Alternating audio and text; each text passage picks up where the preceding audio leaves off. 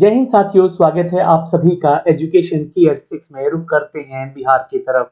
दोस्तों, बिहार में बीपीएससी के माध्यम से शिक्षक भर्ती के तीसरे चरण का प्रक्रिया अभी प्रक्रियाधीन है, जहां पर कक्षा 1 से 5 का फाइनल आंसर की दे दिया गया है। तो वहीं छात्र परेशान भी हैं और इंतजार में है कि क्लास 6 to 8, 9 to 10 और 11-12 का कब तक नोटिफिकेशन दिया जाएगा कि आपके भी फाइनल आंसर की आ गए हैं।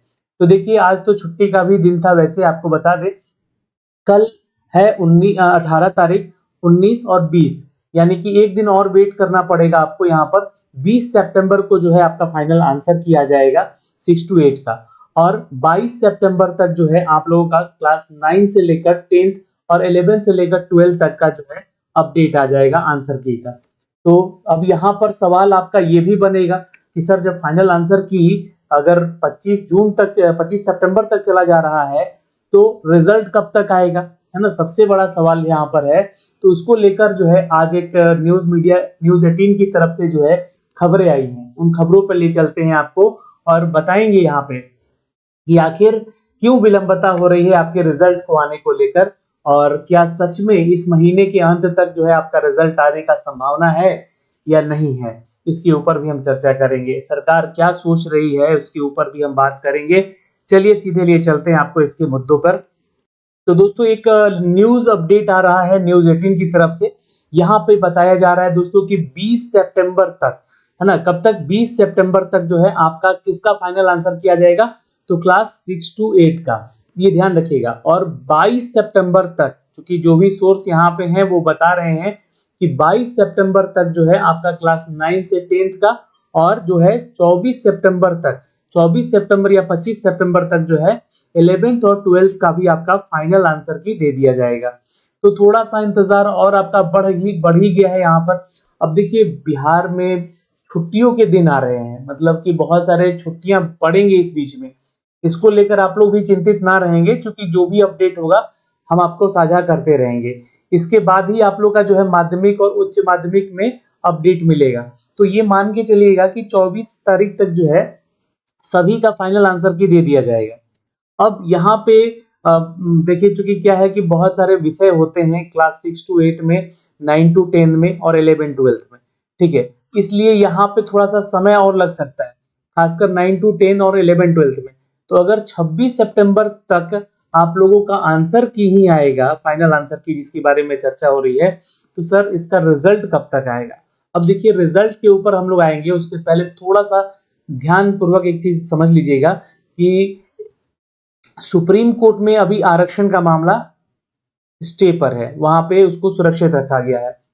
सुप्रीम कोर्ट का कल सुनवाई होगा, ये ध्यान रखिएगा।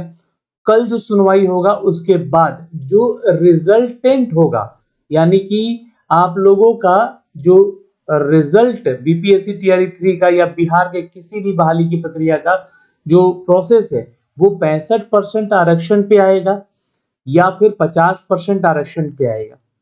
ये चीजें क्यों मैं आपको बोल रहा हूं, क्योंकि ये चीज को तो खारिज कर चुका है पटना हाई कोर्ट, ठीक है। अब ये मामला कहां पर है, क्योंकि देखिए विपक्ष भी लेकर जो एसएलपी लेकर जो है गया था, लेकिन उसको ठुकराया गया, लेकिन सरकार की बातों को रखा गया यहाँ पर। तो सरकार यहाँ पर चाहती भी है कि हम 65% आरक्षण नीति को लागू करें, है ना, और इसका बेनिफिट बिहार के छात्रों को ज्यादा से ज्यादा मिल सके। तो ये जो है आरक्षण का मामला कल सुप्रीम कोर्ट में सुनवाई है इसकी। अब यहाँ पे जो भी अपडेट आएगा, सुनवाई में होगा, जो भी रिजल्टेंट होगा इसका, यानी जो भी अपडेट आएगा, उसके बाद ही यहाँ पर शिक्षा विभाग अपने तैयार रोस्टर क्लियरेंस को लेकर, देखिए यहाँ पर बहुत सारे लोग जो है ना रोस्टर क्लियरेंस का भी वेट कर रहे हैं। अब बहुत सारे लोग तो वीडियो ये बना रहे हैं कि जो रोस्टर क्लियरेंस होगा उसमें सीटों की संख्या जोड़ी जाएगी। बिल्कुल आप लोग इस बात से थोड़ा सा हट के रहिए, है ना। ऐसा कुछ नहीं होने वाला है कि 87,774 पद में पदों की संख्या को जोड़ा जाएगा, ऐसा कुछ नहीं होने वाला है। आप लोग का सारा चीज तैयार है, यहाँ पर आंसर की ही नहीं बल्कि रिजल्ट भी लगभग तैयार है आपका।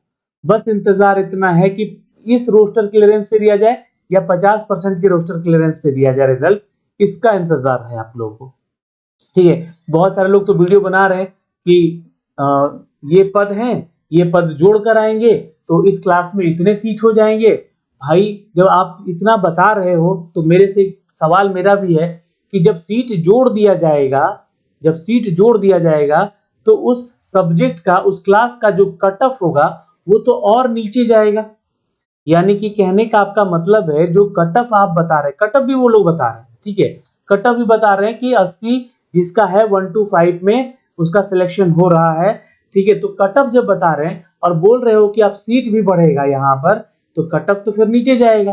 अब जब कट ऑफ नीचे जाएगा तो आप ये क्यों नहीं कह रहे हो यहाँ पर कि यहाँ पे 1 to 5 का जो कट ऑफ होगा वो 60 से लेकर 65 तक का होगा।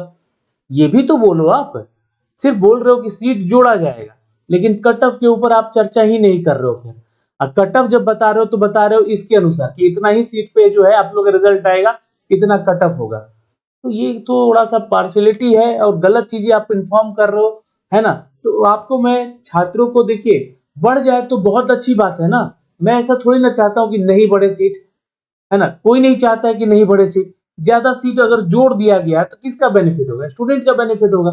तो कोई चाहता नहीं है, लेकिन जो रोस्टर क्लियरेंस का जो लेटर आया हुआ था, इस लेटर को हमने आपको पढ़ के 2 बार 3 बार समझाया है, उसमें ये लिखा गया है कि जो भी टीआरई 1 में सेलेक्ट हो गए हैं नियोजित से, टीआरई 2 में सेलेक्ट हो गए हैं, जो सीट छोड़े थे टीआरई 1 में, टीआरई जो नियोजित शिक्षक हैं वो टीआरई 1 छोड़कर या टीआरई 2 छोड़कर जो है अब टीआरई 3 का भी एग्जाम दे रहे होंगे। तो ऐसे में यहां पर इन सभी चीजों को मत देखिए। जो बोला गया है कि इनको जोड़कर जो है सीट जोड़ा जाएगा, नहीं, रोस्टर क्लियरेंस करके जोड़ा जाएगा सीट। रोस्टर क्लियरेंस का मतलब ही है कि इसके आधार पे अगर मान लीजिए अगर होता है तो किसी ना किसी कैटेगरी का सीट कम बेसी होगा, है ना। अब 50% पे आइएगा तो यूआर कैटेगरी का सीट ज्यादा हो जाएगा। तो ये चीजें होंगी, बस और कुछ नहीं होगा। हाँ, सीट उतना ही रहेगा, ठीक है। तो ये चीजें हैं, इस पे फैसला सरकार का कल आ जाने दीजिए। और जो भी देखिए, अगर सीट बढ़ती है तो बहुत अच्छी बात है, जोड़ी जाती है तो अच्छी बात है, लेकिन मुझे नहीं लगता है कि सरकार यहाँ पर इन सीटों को जोड़ेगी, क्योंकि आपके सामने भी यहाँ पर टीआरई 4 है, ठीक है, इस बात का ध्यान रखिएगा। और टीआरई 4 के लिए ऑलरेडी शिक्षा मंत्री ने यहाँ पर अनाउंसमेंट कर दिया है कि हम 1,60,000 की सीटों की संख्या लेकर आ रहे हैं। तो ऐसे ही तो नहीं हो रहा है। हाँ, इसमें सरकार को सुधार करना पड़ेगा, ठीक है। यहाँ पर डॉक्यूमेंट वेरिफिकेशन पहले ले लेना चाहिए, पहले ले लेना चाहिए। ये प्रेशर बनाइए आप लोग सभी मिलकर कि डॉक्यूमेंट वेरिफिकेशन जो है वो आपके रिजल्ट के पहले लिया जाए। उसके पीछे कारण ही है कि 1 कैंडिडेट 1 रिजल्ट, 1 कैंडिडेट 1 रिजल्ट। क्यों?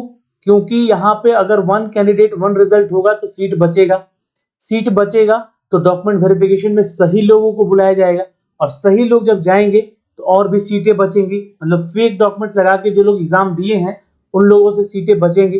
तो ऐसी स्थिति में क्या होगा कि ज्यादा से ज्यादा लोगों का सिलेक्शन यहाँ पर हो पाएगा, और ये 87,000 जो सीट है इन सभी सीटों को भरा जा सकेगा। नहीं तो फिर इसमें से क्या होगा कि 50% सीट भरेगा और टीआरई 4 में 1,60,000 में इसको जोड़ दिया जाएगा, बस यही होगा।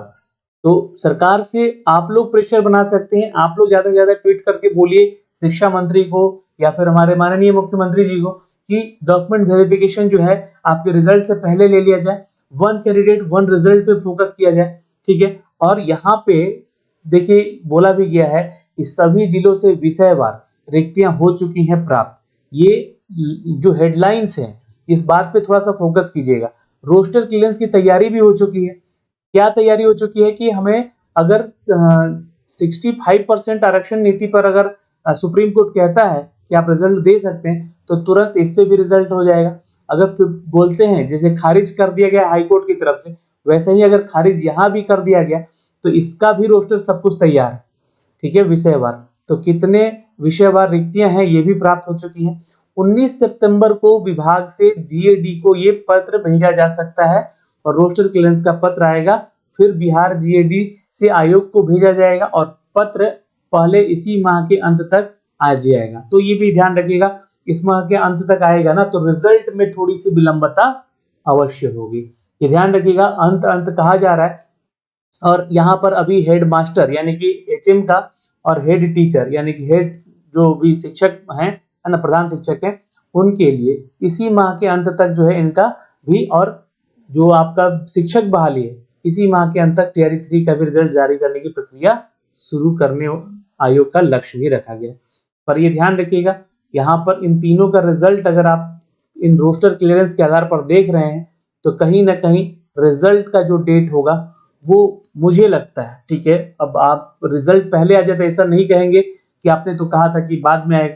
ये रिजल्ट का जो संभावित तिथि है ये 5 अक्टूबर से लेकर 10 अक्टूबर तक के बीच में जा रहा है, ये भी आप ध्यान रखिएगा इस बात का, ठीक है। अब मुझे लगता है यहाँ पर कि 26 सितंबर का जो डेट है संभवतः, या फिर 30 सितंबर तक का भी जो डेट है, ये आपके इस बीच में रिजल्ट नहीं आ सकते। हाँ, हेडमास्टर का, हेड टीचर का रिजल्ट 30 सितंबर से पहले दिया जा सकता है, और स्टेप बाय स्टेप भी यहाँ पर जो क्या होगा तो आप लोग का रिजल्ट दिया जाएगा, इस बात का ध्यान रखिएगा।